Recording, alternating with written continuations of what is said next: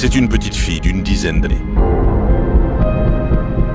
Depuis la fin de l'année 2022, elle apparaît sur les images de la propagande nord-coréenne, à côté de son père, Kim Jong-un. Elle salue les militaires lors des défilés. Elle a déjà un timbre à son effigie. Elle est présente lors des lancements de missiles. Le message est clair. Pour la dynastie Kim, la Corée du Nord doit rester une affaire de famille.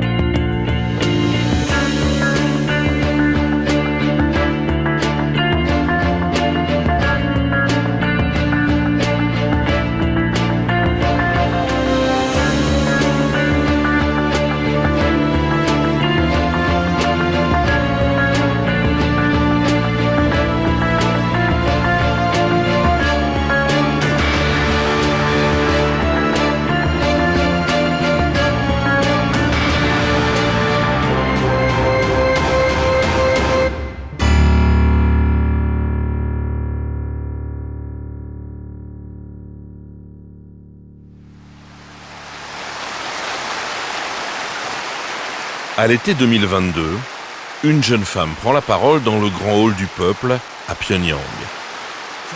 La camarade Kim Yo-jong, chef du comité central du Parti des travailleurs de Corée, va prendre la parole. Chers camarades, je suis ici pour passer en revue les jours ardents de notre lutte contre la pandémie. Pendant les 91 derniers jours, de nombreux drames ont eu lieu sous mes yeux. La mémoire de ces événements provoque en moi une émotion indescriptible. Cette jeune femme, c'est Kim Yo-jong, la jeune sœur du dictateur nord-coréen. Dans la salle, tous les officiels du secteur de la santé sont face à elle et face à Kim Jong-un. Je n'oublie pas les moments tourmentés où je ne pouvais être d'aucune aide autre que de voir le grand leader, parfois désorienté et attristé face aux dangers qui menaçaient le peuple. Je me sentais tellement coupable de ne pas pouvoir soulager ces lourdes responsabilités qu'il portait seul. Membre du bureau politique, responsable de la propagande de son grand frère, elle est considérée comme la numéro 2 du régime. Pendant de longues minutes, face à un auditoire qui n'a pas peur d'afficher ses émotions, elle explique comment elle a pu, avec son frère, gérer le pays pendant l'épidémie de Covid.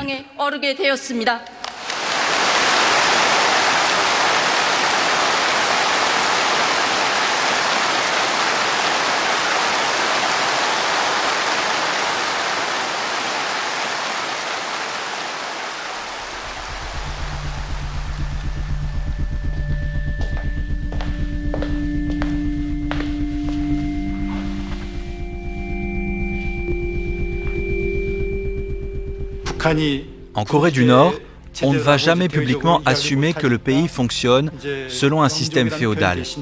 Personne n'oserait parler de famille royale. Alors, on utilise le concept de la lignée du mont Paektu pour justifier la succession dynastique. Les membres du parti et les jeunes nord-coréens vont régulièrement rendre visite à cette montagne sacrée pour le régime. On y découvre les lieux de combat de la résistance anti-japonaise de Kim Il-sung ou le prétendu lieu de naissance de Kim Jong-il. C'est une sorte de pèlerinage. Le pouvoir du fondateur du régime est ainsi sanctifié en Corée du Nord. Kim Jong-il aussi. On est dans la religion, dans l'irrationnel. Le mont Paektu est devenu l'équivalent de Bethléem pour les chrétiens.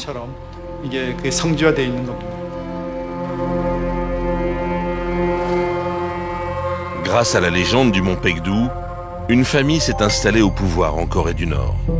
Elle a privatisé un pays entier à son service. Une dictature familiale qui prend l'apparence d'un régime communiste saupoudré de surnaturel.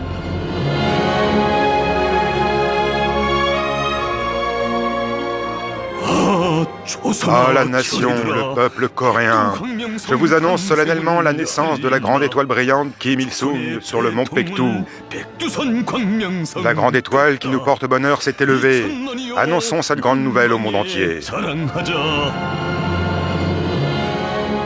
La propagande nord-coréenne répète le message en chinois, en japonais, en espagnol et bien sûr en anglais. Pas vraiment pour convaincre le reste du monde, plutôt pour faire croire aux Coréens que leurs leaders sont également vénérés à l'étranger. En montant sur le mont Paektu, la montagne révolutionnaire sacrée, Kim Il-sung a déclaré avec une grande émotion: « Lorsque j'arpente le mont Paektu, je pense au camarade Kim Jong-il. Le mont Paektu est son lieu de naissance et le berceau où il a forgé son courage. Le mont Paektu est la montagne de Kim Jong-il et c'est aussi la montagne de Kim Il-sung. »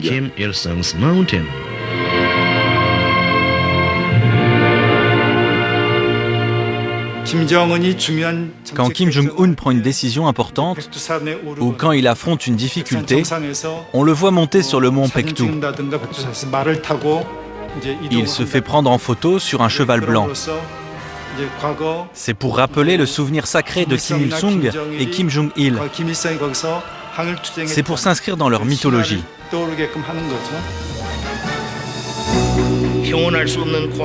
Résultat, de nos jours, la direction du pays est assurée par la dynastie au grand complet. Sur scène, face à l'Assemblée nationale populaire, on retrouve le grand-père Kim Il-sung, son fils Kim Jong-il, son petit-fils Kim Jong-un, enfin, sa petite-fille Kim Yo-jong. Chacun son tour dirige la Corée du Nord depuis 1948.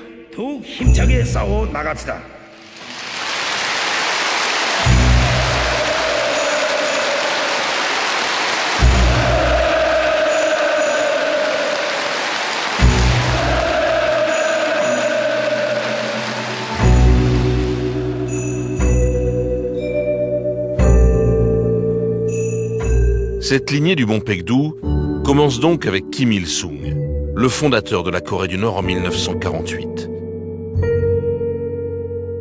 Il restera au pouvoir jusqu'en 1994, l'un des plus longs règnes du XXe siècle, qui lui permit d'imaginer son régime à son image, grâce à un culte de la personnalité unique au monde.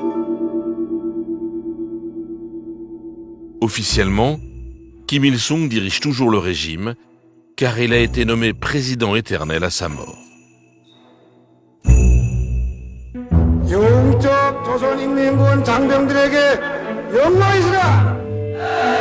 En 1994, c'est son fils Kim Jong-il qui prend la relève. Pendant une vingtaine d'années, il avait été le second du régime de son père. Officiellement, il est né sur le mont Paektu et il serait doté de capacités intellectuelles uniques au monde. Le camarade Kim Jong-il est un philosophe, un homme d'État et un dirigeant exceptionnel doté de talents et de capacités uniques. Il n'est pas seulement le plus grand génie idéologique et théorique de notre époque, il est également le plus grand homme que l'histoire humaine ait jamais produit. Le plus grand des hommes excellents dans tous les domaines.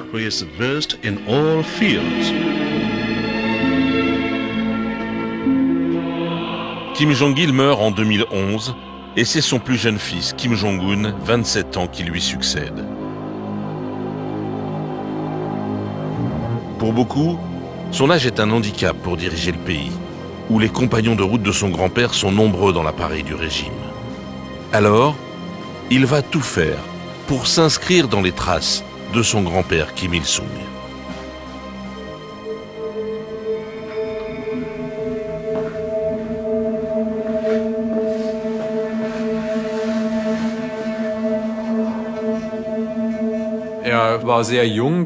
Il était très jeune. Dans une société où le respect de l'âge compte énormément, il a dû résoudre ce problème nouveau pour lui et pour le régime. Alors il a essayé de compenser, en s'habillant de manière très conservatrice. Son apparence s'inspire directement de celle de son grand-père. Ça l'a aidé à s'imposer, malgré son jeune âge.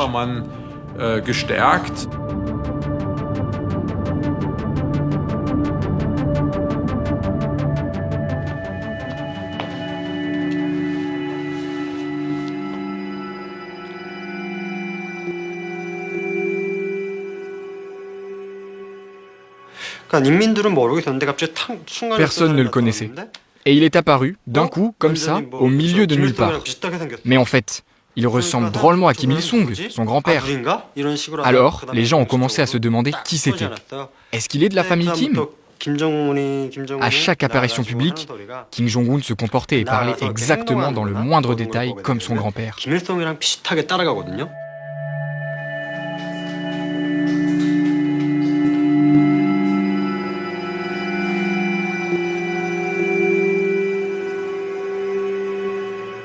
On découvre un dirigeant qui prend la parole avec beaucoup de facilité, qui s'exprime, qui explique, qui n'hésite pas à convoquer le congrès du Parti des travailleurs. Il va le faire très vite et très régulièrement, expliquer sa politique, jusqu'à passer d'ailleurs pour, je le mets entre guillemets toutefois, pour un réformateur, et à créer d'ailleurs certaines attentes de la communauté internationale sur sa capacité finalement à accepter de dialoguer, et surtout sur sa capacité peut-être à assurer un développement économique et donc modifier les conditions de vie de la population.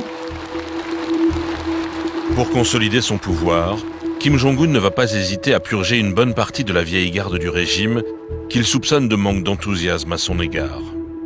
Notamment son oncle, Jang Sang-taek, dont la mise à mort en 2013, officiellement pour corruption, montre clairement que personne n'est à l'abri.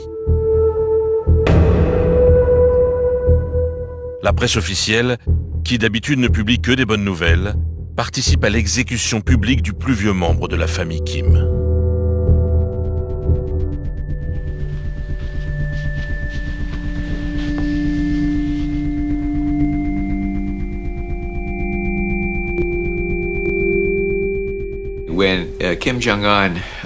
Quand Kim Jong-un a succédé à son père, nous avons appris que c'est un jeune homme qui était allé à l'école en Suisse. Nous avons pensé que c'était peut-être une personne plus cosmopolite qui comprenait la communauté internationale. Peut-être voulait-il de meilleures relations avec le monde. Nous avions tort. Kim Jong-un est le plus agressif des trois Kim qui ont dirigé le pays.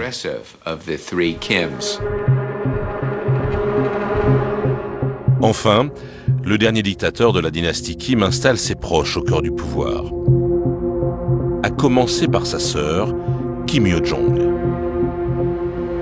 Lorsqu'ils étaient enfants, ils ont vécu ensemble sous un faux nom pendant plusieurs années en Suisse, scolarisés dans des écoles chics de Berne. Depuis cette époque, leur confiance réciproque est totale. Et la jeune sœur deviendra la régente du régime si son frère ne pouvait plus exercer le pouvoir. Tout est prévu pour que la famille garde la main sur le pays.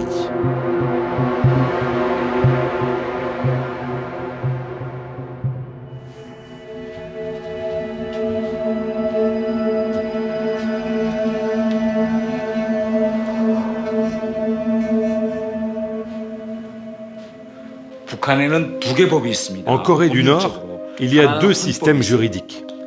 D'abord, on a une constitution qui dit que la Corée du Nord est une république qui devrait élire le président par le biais d'une élection universelle. Mais il y a une deuxième loi, ce sont les statuts du parti. Et que disent ces statuts? Le leader du parti vient de la famille Kim, de génération en génération. Ainsi, le parti est basé sur l'idéologie de Kim Il-sung et de Kim Jong-il, et il doit travailler non pas pour la patrie ou pour le peuple nord-coréen, mais pour la succession de la famille Kim. C'est noir sur blanc, c'est écrit, et c'est clair pour tout le monde. Évidemment, les statuts du parti priment sur la Constitution. En Corée du Nord, quand on entre dans le parti, on fait un serment. On entre dans le parti en jurant qu'on va tout sacrifier pour permettre la succession de génération en génération. Et c'est selon ce principe que le système nord-coréen fonctionne.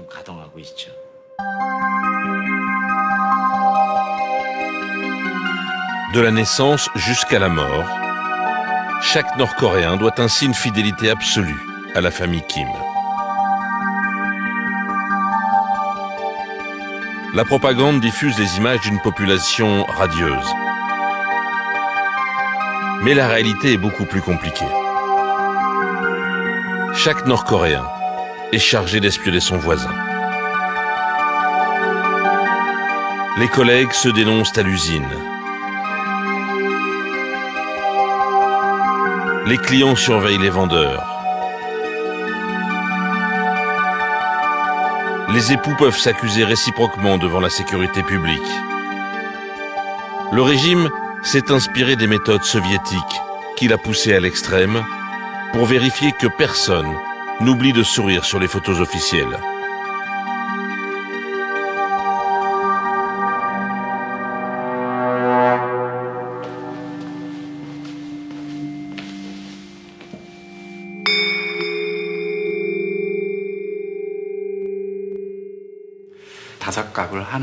On crée une unité de 5 familles qui vont se surveiller entre elles. Ensuite, on constitue un Inminban qui regroupe une 60aine de familles. Et il y a un chef de cet Inminban.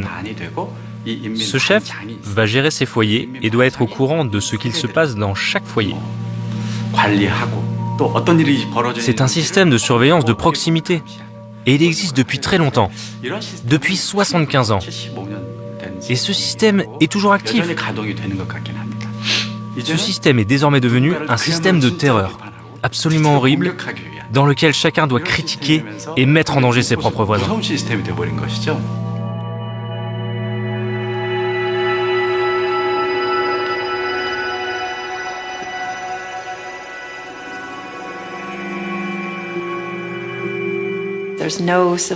Il n'y a pas de société civile. Il n'y a pas d'université ou de religion ou de structures qui permettent souvent aux mouvements sociaux d'exister.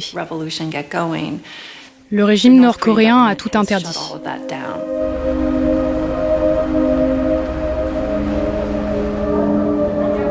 En Corée du Nord, il est ainsi impossible d'émettre une opinion qui ne soit pas dictée par la volonté du parti. Vos collègues, vos voisins et même votre famille risquent de vous dénoncer.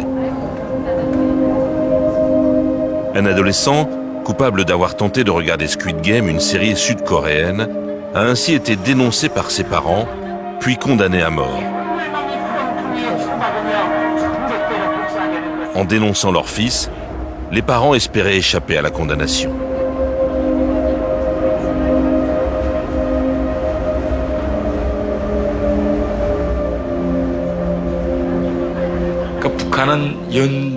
En Corée du Nord, quand on punit une personne, on punit ses membres de sa famille également. Si un fils d'une famille a été fusillé pour un crime contre la patrie, ses parents, frères et sœurs, voire ses camarades, seront également sanctionnés et discriminés. On peut avoir des envies de justice. On peut se dire « je veux sacrifier ma vie pour la liberté de la démocratie de ce pays ».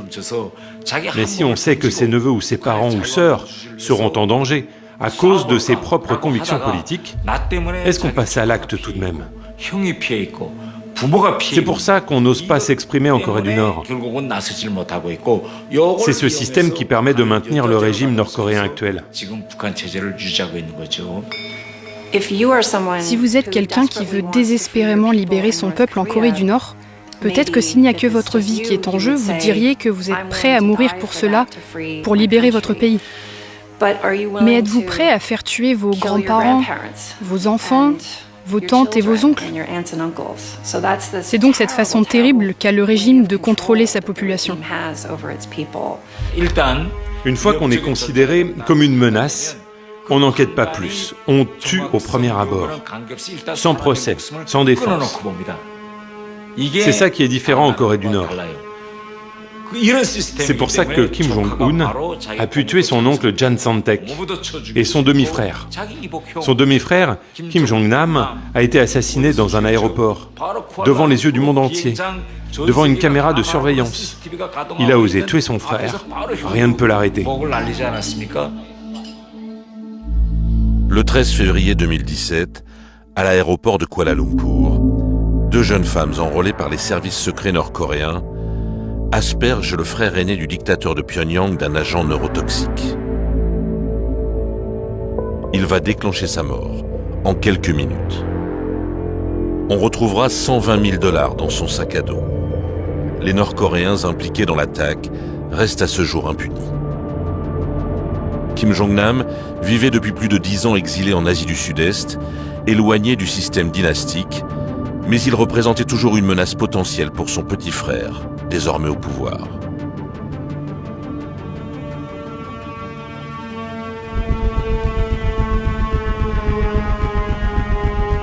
Pour ceux qui échappent à la peine de mort, il existe une vingtaine de camps de travaux forcés à travers le pays, selon les observations des satellites occidentaux.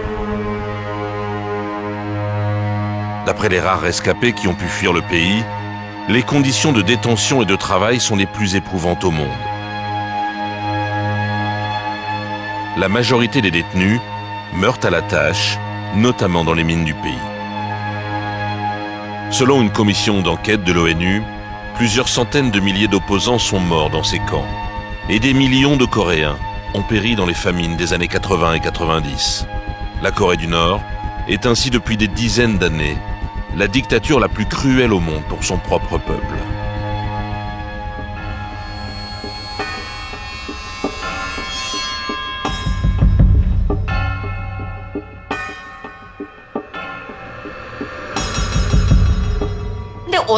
Quand je suis arrivée en Corée du Sud, on m'a expliqué qu'il existait un comité national des droits de l'homme. Et je ne comprenais pas ce que c'était. Je connais le mot comité, le mot national, mais je ne connaissais pas le concept des droits de l'homme. J'ai demandé donc, ça veut dire quoi? Tout le monde était surpris. Vraiment? Tu ne sais pas ce que sont les droits de l'homme? On m'a expliqué que ce comité était une organisation faite pour protéger les droits qu'on a en tant qu'être humain. Alors j'ai demandé pourquoi? On m'a dit, c'est normal. Il n'y en a pas en Corée du Nord?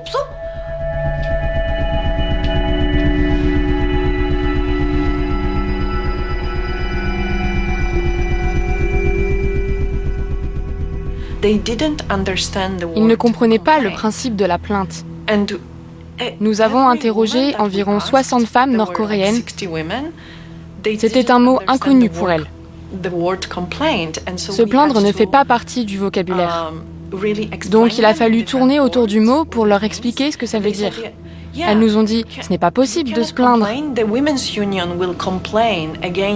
L'Union des femmes peut se plaindre de vous si vous n'avez pas atteint vos objectifs.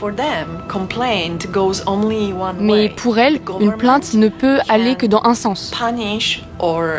Le gouvernement peut punir ou critiquer les gens pour ne pas satisfaire à certaines de leurs obligations, remplir leurs quotas par exemple. Mais personne ne peut se plaindre. Donc, elles ne comprennent pas que dans un pays normal, les citoyens ont le droit de se plaindre.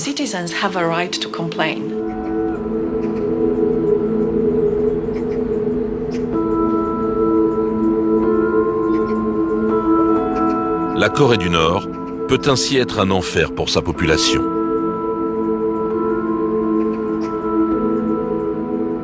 Pourtant, la capitale, Pyongyang, semble en pleine modernisation. La ville est immense, longeant pendant des dizaines de kilomètres la rivière Taedong, l'un des principaux fleuves de Corée du Nord.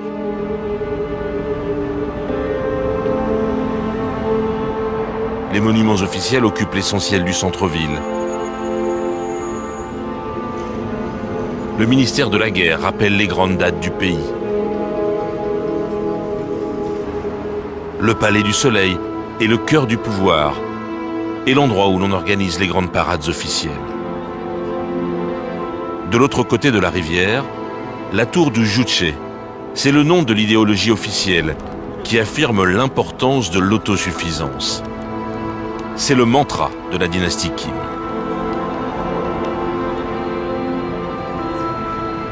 Depuis l'avènement de Kim Jong-un, Pyongyang a clairement repris des couleurs. C'est l'engagement du jeune leader qui a compris que son pouvoir ne pouvait pas seulement dépendre de la répression, mais également de l'amélioration visible de la vie de son peuple.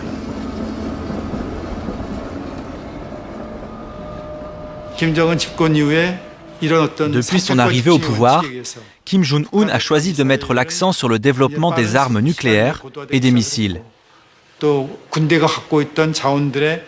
Le budget militaire classique semble en partie détourné pour améliorer le secteur économique privé. Ainsi, on remarque que l'industrie légère se développe sous Kim Jong-un. Même si la vie à Pyongyang et en province sont bien différentes, les Nord-Coréens semblent avoir changé dans les rues de la capitale. Le régime impose des règles, mais l'apparence est plus sophistiquée.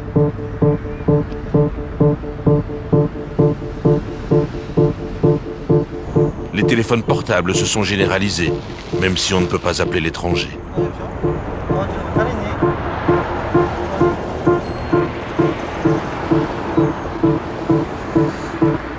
Il y a plus de voitures dans les rues, parfois presque des embouteillages face aux traditionnels agents de la circulation de Pyongyang. Même si le vélo est toujours aussi populaire. Certains quartiers de la capitale tentent de ressembler à une ville presque comme les autres. Une modernité qui contraste avec les habitudes du passé. Je peux dire, grâce à mon expérience personnelle, que la vie en Corée du Nord s'est significativement améliorée pour le peuple au cours des 30 dernières années. Bien sûr, on part de loin, mais il y a eu une amélioration. Le peuple, disons ordinaire, a des possibilités totalement différentes en matière de consommation. Il y a plus de choix pour s'habiller, plus de choix pour se nourrir, plus de choix pour se déplacer. Le pays s'est de fait modernisé. J'ai voyagé dans tout le pays et je peux dire que ces améliorations sont générales. Mais Pyongyang, bien sûr, est un cas à part parce que c'est là que vivent les élites et la direction du pays. Une direction qui a besoin du soutien de ces élites pour maintenir la stabilité politique.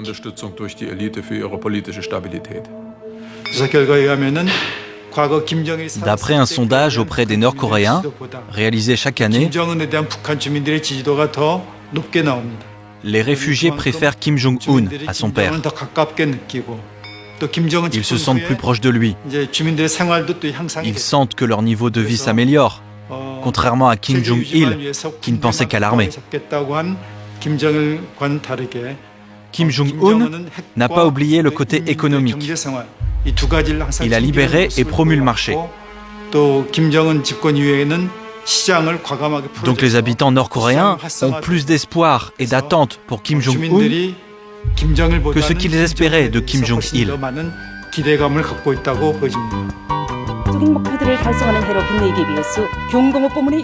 La propagande du régime, évidemment, raconte chaque soir cette belle histoire d'un pays en plein développement. Le journal télévisé, diffusé sur toutes les chaînes, ne manque aucune occasion de célébrer l'ouverture d'une nouvelle usine ou encore l'inauguration d'un nouvel immeuble.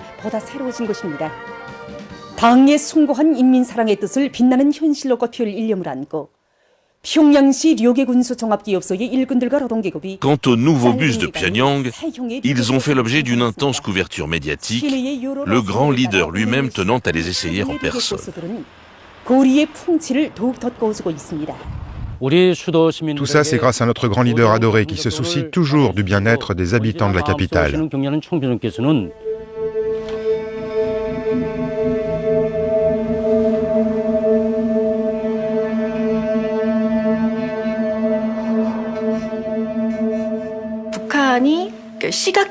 Il y a un progrès énorme dans l'audiovisuel en Corée du Nord.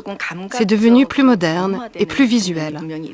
Par exemple, les techniques de montage, plus rythmées, dynamisent maintenant le rythme des émissions.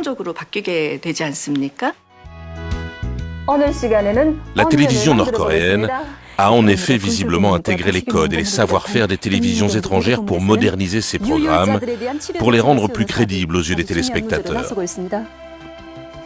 Dans cette vague de modernité, une figure ne change jamais. Le cher camarade Kim Jong-un a pris une photo souvenir avec les travailleurs de la télévision centrale de Corée qui ont su assurer des reportages de grande qualité. Madame Ri, présentatrice du journal télévisé depuis le début de la dynastie Kim, apparaît toujours sur les écrans pour annoncer les informations les plus importantes. Un lancement de missiles balistiques, par exemple, mais aussi la rencontre entre Kim Jong-un et le personnel de la télévision. La proximité entre le régime et ses médias n'est pas un secret en Corée du Nord. Quelques jours après cette photo, Kim Jong-un inaugure un ensemble d'immeubles d'habitation ultramodernes. Les pelouses sont parfaites, la population est au nirvana. Le grand leader lui-même va offrir les clés de son nouveau logement à la présentatrice vedette des informations, ainsi récompensée de sa fidélité au régime. Le cher camarade Kim Jong-un m'a dit qu'il n'y a rien de plus précieux qu'une travailleuse qui a consacré 50 ans de sa vie aux médias de la République populaire démocratique de Corée.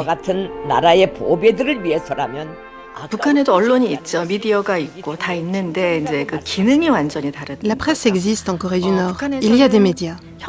Mais la fonction de ces médias n'est pas du tout la même que celle que nous connaissons. Les gens qui travaillent dans les médias se nomment fièrement les clairons de la révolution. Et ils en sont très fiers.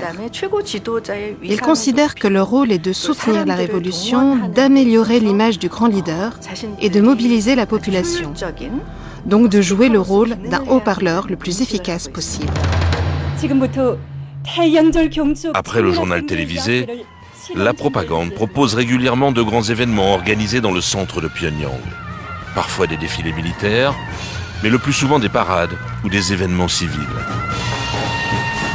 Ce jour-là, le jour du soleil, ce sont les organisations de la jeunesse et des étudiants qui proposent un grand bal en costume traditionnel.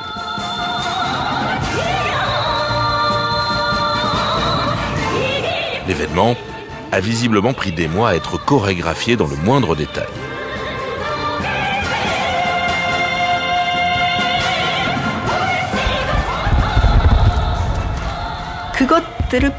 L'enjeu est à ce point important pour le pays qu'il y a un budget énorme là-dessus. C'est une des nouvelles approches de Kim Jong-un. Il semblerait qu'il accorde beaucoup plus d'importance aux cérémonies nationales pour donner du prestige pour le parti et asseoir le régime auprès des habitants. La Corée du Nord que Kim Jong-un dirige devient de plus en plus forte. Vous vivez dans ce pays bien puissant et bien contrôlé. Nous sommes en train de nous développer. C'est pour faire passer ce genre de message qu'il fait ce genre d'effort.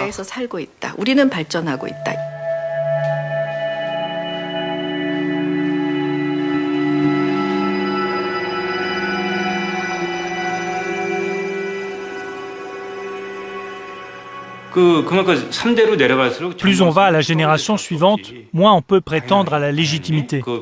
C'est normal. Les souvenirs du passé deviennent de plus en plus vagues.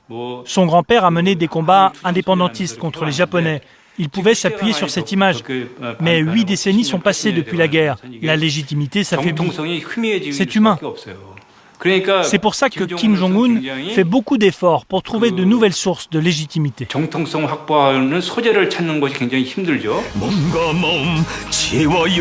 La télévision nord-coréenne n'hésite plus à mettre en scène ses propres progrès pour assurer la propagande du régime de Kim Jong-un.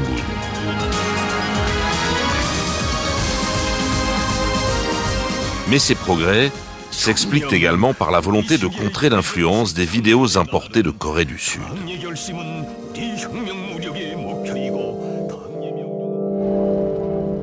Officiellement, il n'y a aucun moyen de recevoir la télévision de Séoul en Corée du Nord. Officieusement, les feuilletons sud-coréens et les stars de la K-pop s'échangent sur des clés USB. Un trafic que des activistes sud-coréens entretiennent parfois en envoyant des ballons à l'hélium emporter ces contenus par-delà la frontière entre les deux Corées. Leur consommation est massive au nord, malgré une interdiction absolue.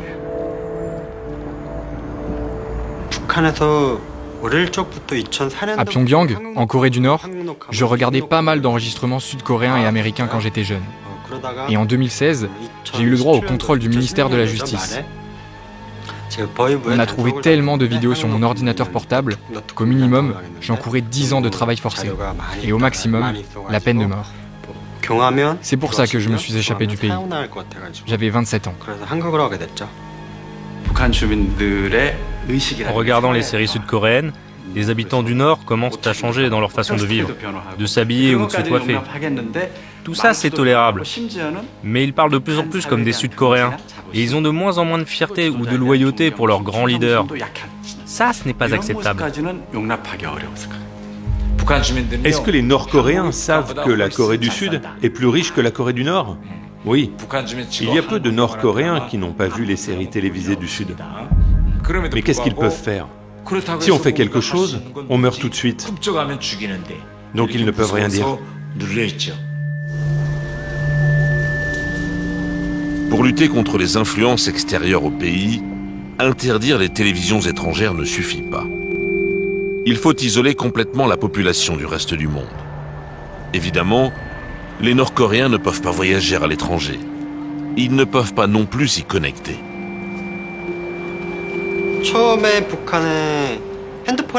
Au début, quand les téléphones portables ont été introduits dans le pays, on a utilisé un réseau conçu à l'étranger, au lieu d'un réseau indépendant nord-coréen.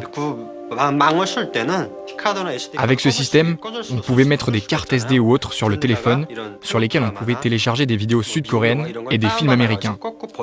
Du coup, les autorités se sont dit que ce n'était pas une bonne chose.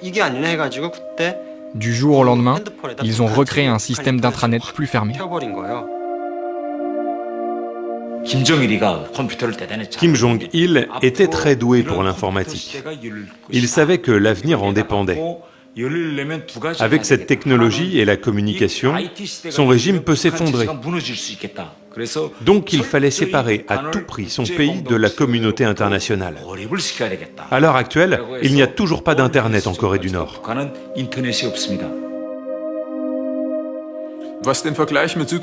Je viens d'Allemagne de l'Est.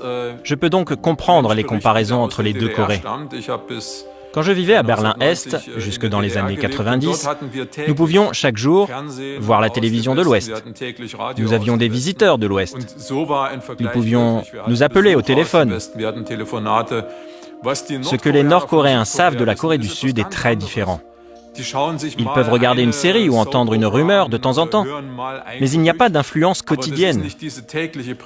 Au fond, je pense que la plupart des Nord-Coréens n'ont pas la moindre idée de la vie en Corée du Sud, même si les moyens d'information évoluent un peu.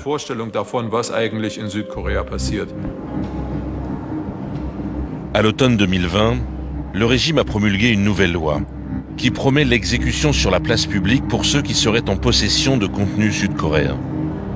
Il est interdit de rêver à une vie meilleure au Sud. Il est interdit de rêver à la réunification.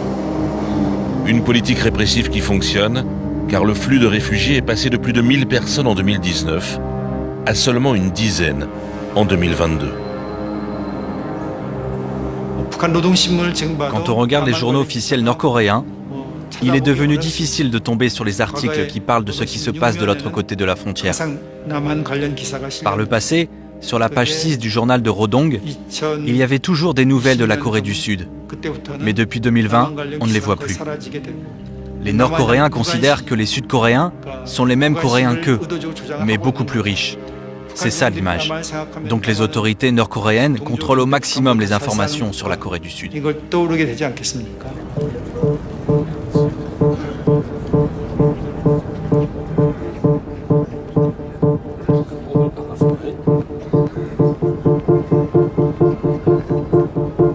Pour les 26 millions de Coréens, la vie s'écoule ainsi selon un plan défini depuis plus de 70 ans.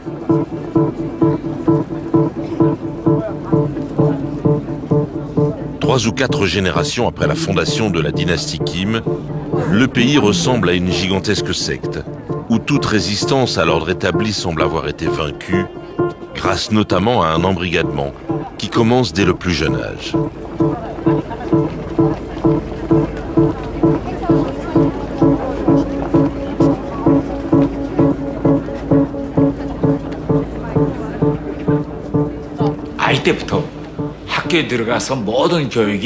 Dès le plus jeune âge, dès qu'on va à l'école maternelle, on apprend que c'est la famille Kim qui dirige le pays.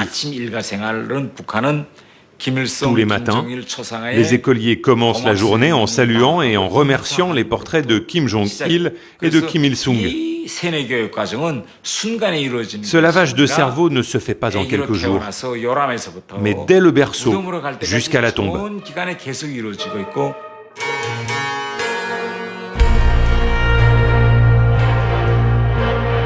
Entre 6 et 15 ans, tous les jeunes font partie de la Ligue coréenne des enfants. C'est l'organe du Parti des travailleurs chargé de l'endoctrinement dès l'école primaire.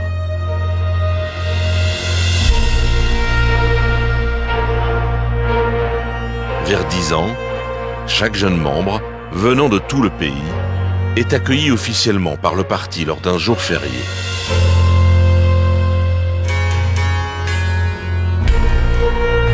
Les garçons et les filles portent le foulard rouge des jeunes pionniers. Le grand leader préside les cérémonies.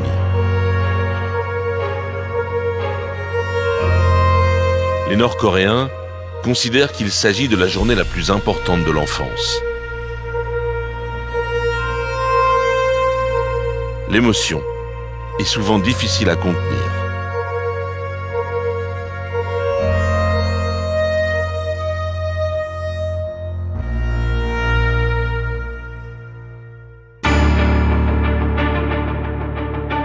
À 17 ans, l'ensemble des jeunes garçons est enrôlé par l'Armée populaire de libération. Le service militaire va durer jusqu'à leurs 30 ans. Près d'un Coréen sur 10 fait ainsi partie de l'armée, la 4e du monde avec plus d'1 million d'hommes. Une armée qui dispose de peu de moyens. Une armée dont le matériel est souvent très âgé. Mais une armée qui compte sur l'endoctrinement des soldats, dont l'état d'esprit combattant est régulièrement souligné par la propagande.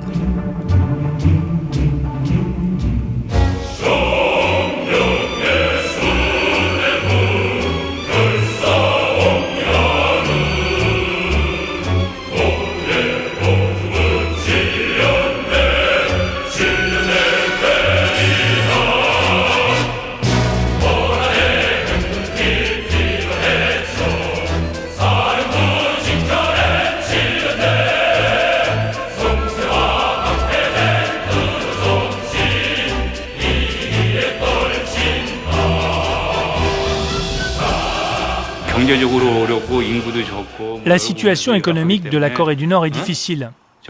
La population peu nombreuse.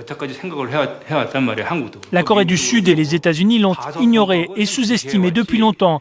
Et même aujourd'hui, ils disent que la Corée du Nord n'est rien sans ses armes nucléaires. Mais les Nord-Coréens ont toujours eu un esprit de résistance. Ils ont naturellement et historiquement un esprit solide et un instinct de survie.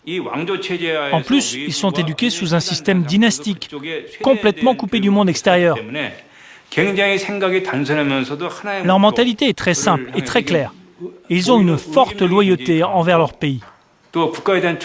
Leur niveau d'engagement n'est pas le même qu'en Occident. Tout ce qu'ils font, c'est une question de vie ou de mort.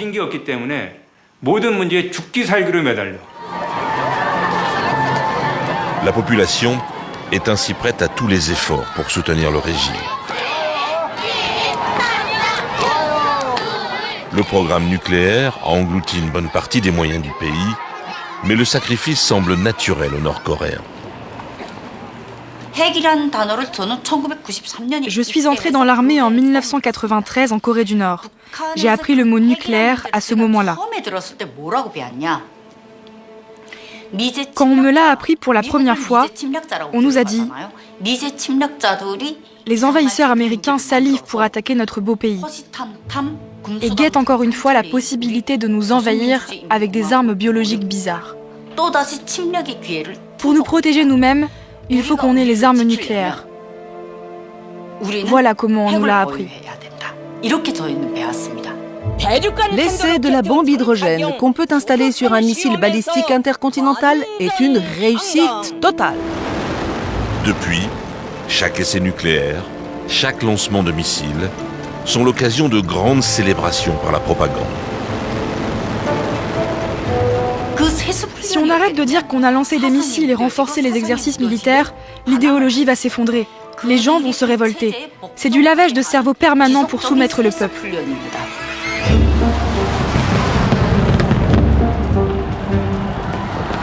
Il faut donc, en permanence, mettre en scène les progrès de l'arsenal nucléaire. En avril 2022, la Corée du Nord organise l'un des plus grands défilés militaires de son histoire.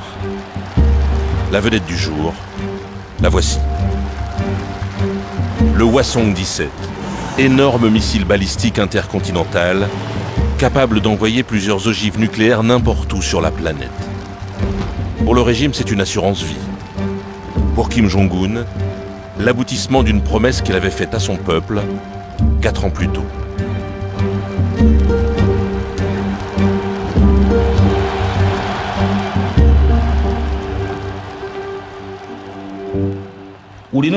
Les États-Unis ne pourront jamais oser déclencher une guerre contre nous. La totalité du territoire américain est désormais à portée de nos missiles nucléaires. Et le bouton de lancement se trouve juste sur ma table. Ce n'est pas du tout un chantage, c'est la réalité. Fin 2017, Kim Jong-un a déclaré que le programme de développement nucléaire nord-coréen était enfin abouti. Et un mois plus tard, il l'a réaffirmé dans son discours du Nouvel An. Il dit avoir accompli le testament de ses prédécesseurs. Ce que Kim Jong-un explique ce jour-là, c'est que le pays a atteint son but ultime, devenir une puissance nucléaire. C'est-à-dire une puissance pratiquement inattaquable, même par les États-Unis. Kim Jong-un explique aussi que le programme nucléaire nord-coréen ne date pas d'hier.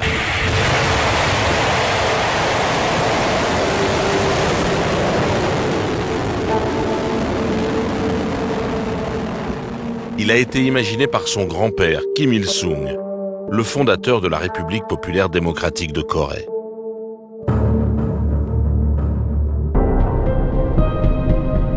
Dans les années 30, Kim Il-sung est un militant nationaliste coréen qui lutte contre la colonisation japonaise.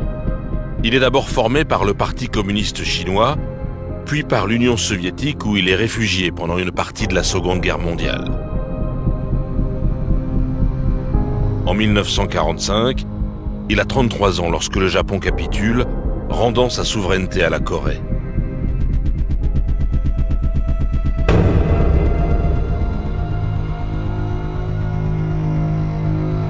Une capitulation longue à se dessiner, qui n'a été possible que par la première utilisation de la bombe atomique à Hiroshima et à Nagasaki.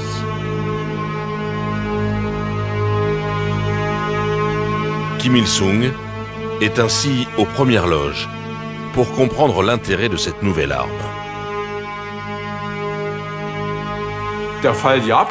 Le cas du Japon, bien entendu, est important dans l'appréciation nord-coréenne de l'intérêt d'un programme nucléaire. Le Japon a été forcé à la capitulation par 2 frappes atomiques sur Hiroshima et Nagasaki, les 6 et 9 août 1945. Pour les Coréens, cela signifie la fin de la domination japonaise coloniale chez eux. Il a suffi pour cela de 2 bombes. 2 bombes pour mettre le Japon à genoux. Pour les Coréens, la conclusion était naturelle. L'arme atomique est la plus importante. Après Hiroshima, les Japonais qui colonisaient la péninsule coréenne capitulent et rentrent au Japon. Les troupes soviétiques occupent alors le nord du pays jusqu'au 38e parallèle. Plus au sud, ce sont les Américains qui sont les forces occupantes d'un pays qui n'a plus été indépendant depuis la fin du 19e siècle. Comme en Allemagne, ces zones d'occupation vont bientôt dessiner la division du pays.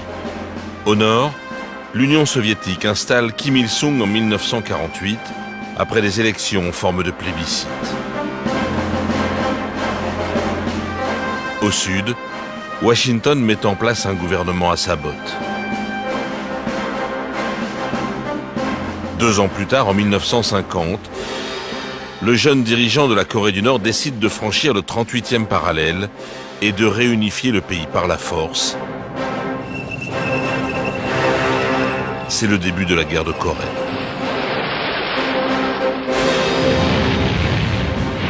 Pour beaucoup d'historiens, elle est la plus féroce des guerres du XXe siècle. Près de 5 millions de morts sur la petite péninsule. Rien ne semblait susceptible de freiner la rage des combattants.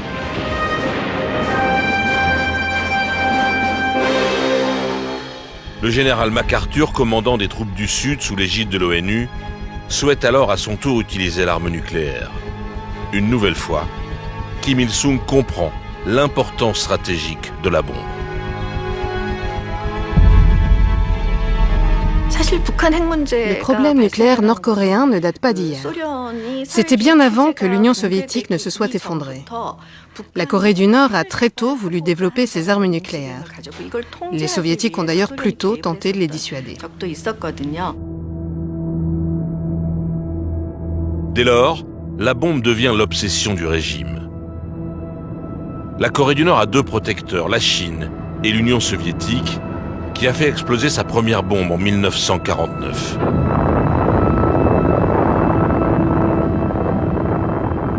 Kim Il-sung va tout faire pour obtenir les secrets nucléaires des deux grandes puissances communistes.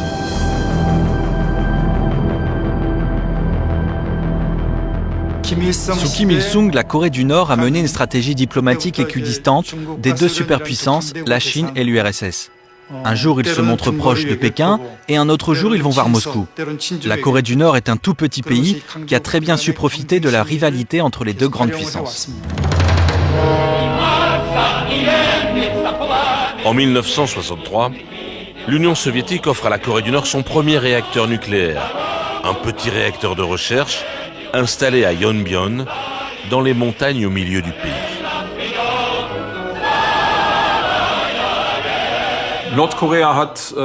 La Corée du Nord est investie dans son programme nucléaire depuis au moins les années 70, voire 60. Mon père était un ingénieur atomique est-allemand. Nous vivions en Russie dans les années 70, à proximité d'un centre de recherche. Et à cette époque, on rencontrait de nombreux chercheurs nord-coréens qui travaillaient là.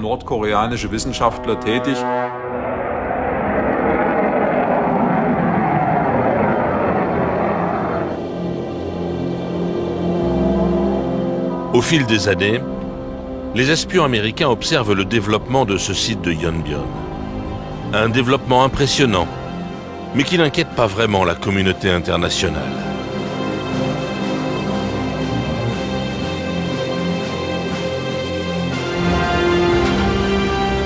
La Corée du Nord n'est alors pas encore un État voyou. Dans la sphère communiste, Pyongyang est même un exemple de développement rapide.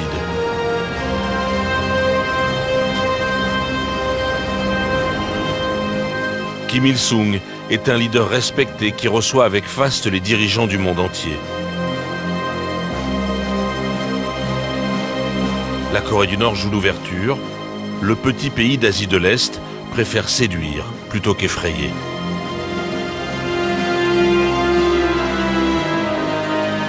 Le fondateur de la dynastie Kim reçoit beaucoup à Pyongyang et il visite ses pays frères, notamment l'Allemagne de l'Est,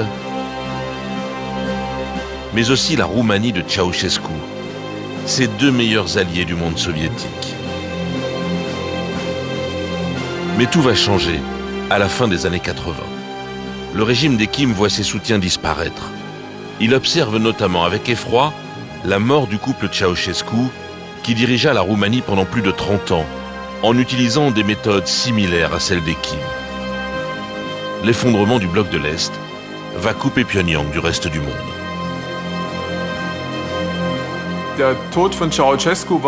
La mort de Ceausescu, à la fin de l'année 1989, je pense que c'était en décembre, fut un signal dramatique pour le leadership nord-coréen.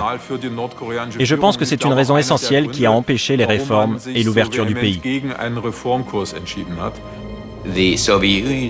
L'Union soviétique était le parrain de la Corée du Nord, lui fournissant une large assistance matérielle.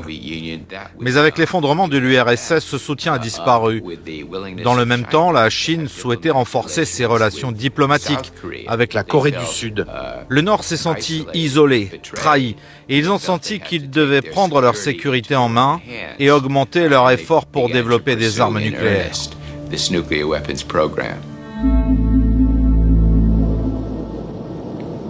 Alors pour le régime des Kim, la seule solution est d'accélérer le programme nucléaire. L'expansion de Yonbyon, cette fois, inquiète vraiment la communauté internationale. Sous pression, la Corée accepte en 1992 les premières inspections de l'Agence internationale de l'énergie atomique. Les Occidentaux espèrent forcer les Coréens à stopper leur course à la bombe.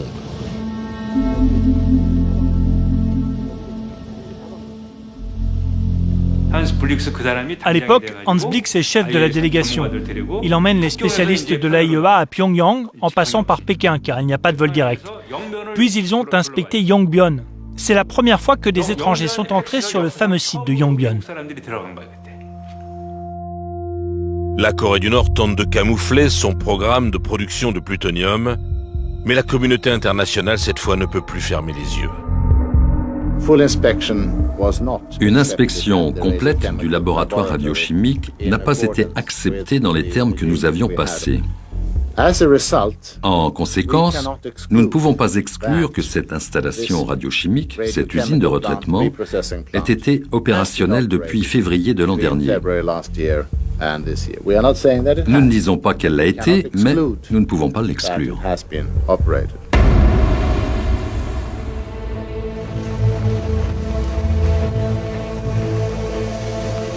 Le président américain Bill Clinton se rend sur la frontière entre les deux Corées et il menace clairement Pyongyang.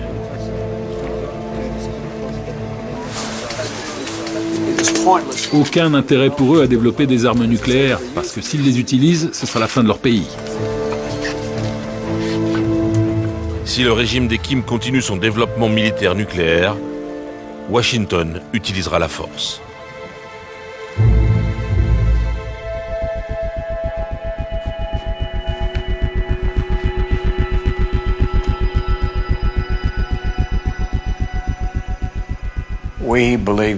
On pensait qu'il était temps de les stopper avant qu'ils puissent faire jusqu'à 6 bombes nucléaires. Et donc, en tant que secrétaire à la Défense, j'ai fait une déclaration publique disant que nous ne permettrions pas à la Corée du Nord de retraiter le combustible pour en faire des bombes nucléaires. On était prêt à engager des actions militaires pour éviter que ça arrive. À ce moment-là, la presse nord-coréenne m'a surnommé le maniaque de la guerre.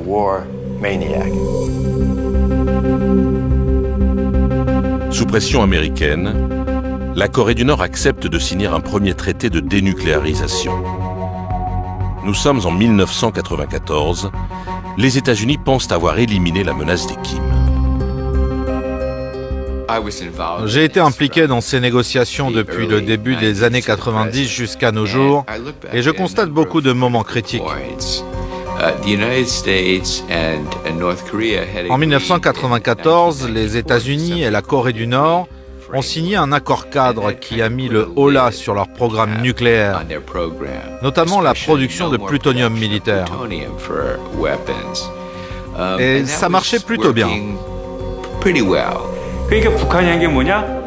Qu'est-ce que la Corée du Nord a alors fait ? Ils ont trouvé un autre moyen de développer leur programme nucléaire de façon clandestine. Abdul Qadir Khan, l'ingénieur pakistanais, a développé une technologie d'uranium hautement enrichie. Le Pakistan a offert cette technologie à Kim Il-sung. En échange, il leur a vendu des missiles à longue et moyenne portée. Kim Il-sung a donc négocié un accord de non-prolifération avec les États-Unis, tout en menant un autre programme nucléaire clandestin.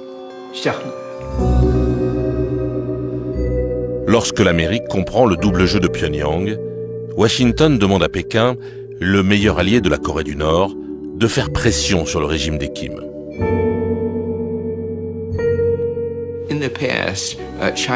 Par le passé, la Chine avait pu aider dans les affaires nord-coréennes. Nous présumions que la Chine partageait notre point de vue que la Corée du Nord ne devait pas posséder d'armes nucléaires qui pouvaient rendre instable la péninsule coréenne. Et parce que nous présumions cet accord avec la Chine, nous avons pu travailler ensemble dans les années 2000 à des négociations nouvelles, avec les pays voisins également, les négociations à 6.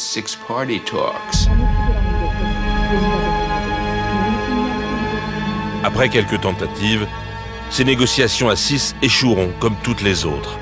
Parce que la Corée du Nord n'a aucune intention d'abandonner son programme nucléaire,